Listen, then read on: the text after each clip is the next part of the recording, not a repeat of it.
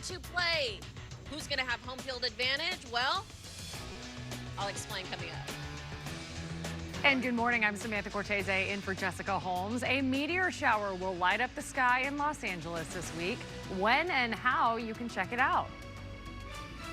Hey there, everybody. Good morning. I'm Melvin Robert. Latin music is on the rise, what it means for the industry overall. Then, the cast of the Broadway National Tour of Hadestown is here, and they're going to perform for us. I'm looking forward to that. They're at the Pantages for a couple of weeks. You don't want to miss all that we have coming up.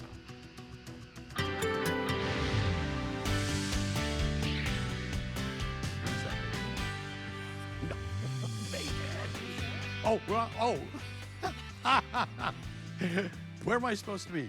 Oh, okay.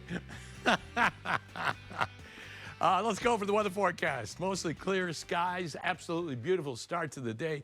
Beautiful shot from Long Beach, nice and clear there. Temperatures warming up over the next couple of days. 74 coastal, downtown 80, 88 in the San Fernando Valley, 81 high desert, Inland Empire 87 in Orange County Inland, up to 82 degrees. Ginger in traffic. To be. That's something we always ask ourselves, right? Hey, good morning to you, Mark. Good morning, everybody. Here's the thing. I hope you don't need to be along the stretch of the 60 freeway. We talk about going east, not always that busy, but the Sickler's been with us, expected to go at least another 15, 20 more minutes, or the time when they may have to extend it. So the 60 eastbound side at Paramount Boulevard. So you see how you're starting to tap those brakes as you leave the 710 split, and then it is really on the westbound side may partly be crowded because the Sickler's been with us for so long. Car catching fire, overturning. It's a whole mess, right? So east, I like Beverly Boulevard. The 10 is totally filled in. West, if you can get there, then Paramount Boulevard. But remember, it only goes west for that stretch. And then once you get to Atlantic, you got to get back on again, okay, for that stretch. So don't email me and tell me it goes both directions. I know where it doesn't. Pomona Boulevard, okay? And the 101 freeway, the southbound side at Santa Monica Western, that's where we have reports of a crash out. They're waiting for the flatbed tow unit to get to the scene. For now, it looks like maybe only one lane is open. Once that flatbed unit gets here, then they may have to shut down all the lanes. So the delays are with us starting, from about Hollywood Boulevard. Now, originally we saw it was at Sunset.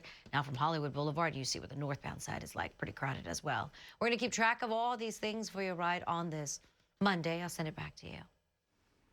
The famed Louvre in Paris remains closed this morning after several pieces of jewelry from the 19th century, the French crown jewels, were stolen. It happened yesterday morning in a matter of minutes. KTLA's Aaron Myers in the newsroom with the details. Aaron, good morning. Good morning, Frank. This heist was pretty bold. As you said, it only took minutes and happened while the museum was open.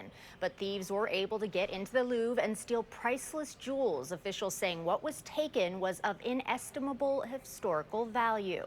Officials say the thieves used a basket lift to scale the museum's facade, forced a window, and then smashed through display cases. They targeted the Louvre's Apollo Gallery, which houses the French crown jewels.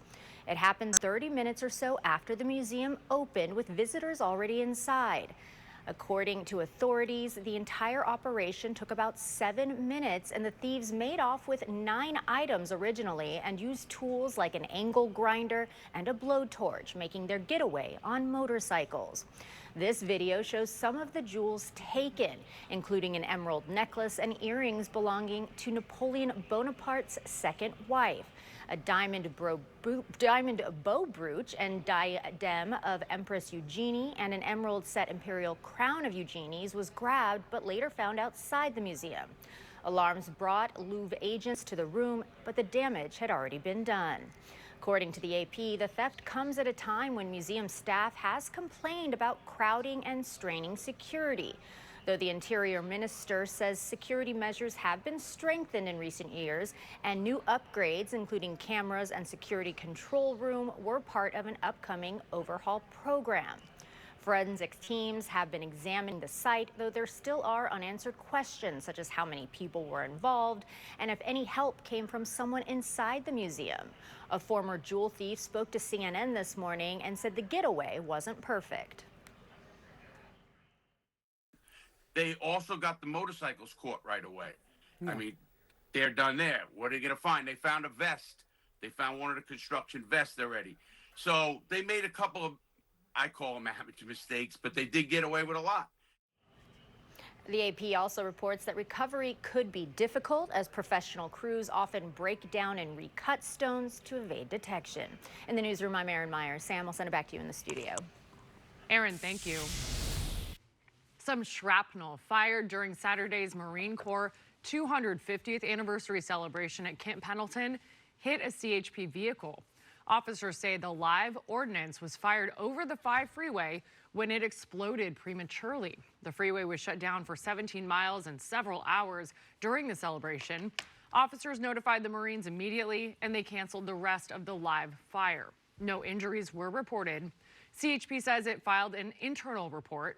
The agency called the live fire demonstration an unusual and concerning situation.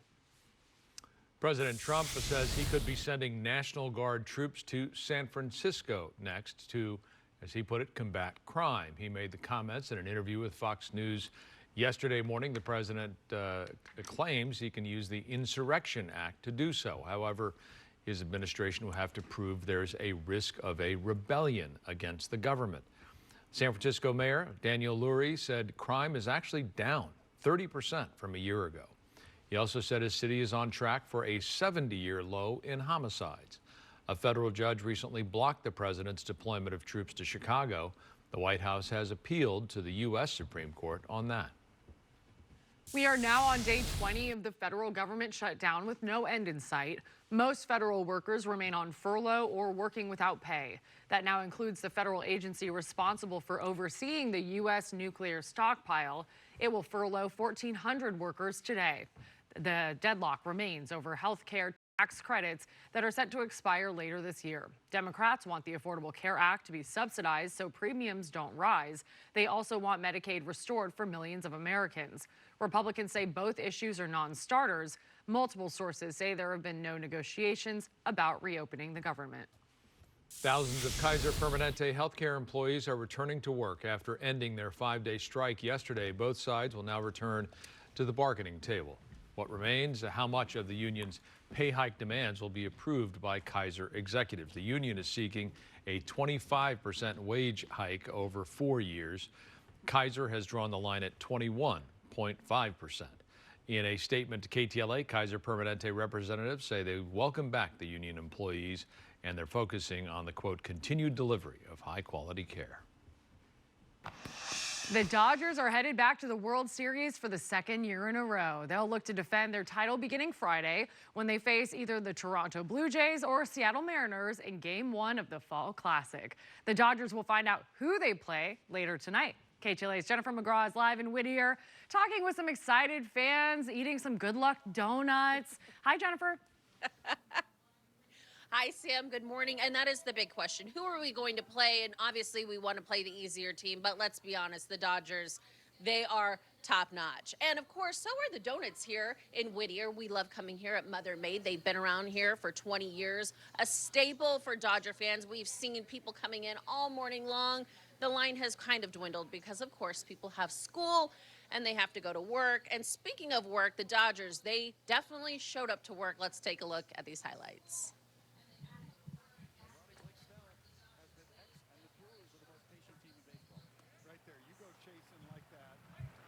Because of that pitch, you just saw 0 for 15 hitters this postseason on the first. The Dodgers, what a postseason performance, beating the Reds in the wild card, sweeping the Brews in the NLDS. Blake Snell completing strikeout after strikeout. Our defense on fire. Yamamoto finishing all 9 innings in Game 2. Then Glasnow for Game 3 and in Game 4, a showdown. Shohei taking the mound, pitching 6 innings. And making history. Of course, while the Dodgers are celebrating, they are preparing to win the next 4. Had 1 last year. He's had 2 this year. Oh, my goodness! Shohei Ohtani! Wow! Up and over the roof! And of course, the big question is, are we going to play in Toronto on Friday, or are we going to play in Chavez Ravine on Friday against the Mariners? That will all be determined tonight. And part of our good luck charm, aside from the Whittier beautiful donuts, is our beautiful M. So Megan Tellis, look at this. Megan Tellis gave M this hat on the winning game, right? Tell me about this. on the last World Series, 2024. It was the last day, and we got the hat, and we win. It's a lucky hat. But Megan said you had to wear all day, right? All day, all day. So Em's gonna wear this all day, every day for the next 10 days. Yes, for the next 10 days. Woohoo! Make it happen again. Can we go? Let's go Dodgers. Let's go, Dodgers. Let's go. We love that hat. Yeah, it's fantastic. The hat apron combo is a Best winner. chef in town. Terrific. Thank you. Excellent. We Thanks. got to get one of those. Yeah. Wear them on the show on Friday. Good morning, everybody. And here we go on a Monday, already halfway through the month of October. Halloween now really around the corner. What's your costume? No. No. You? No. Okay. Frank? I'm not a costume guy. Yeah, no. No, me neither.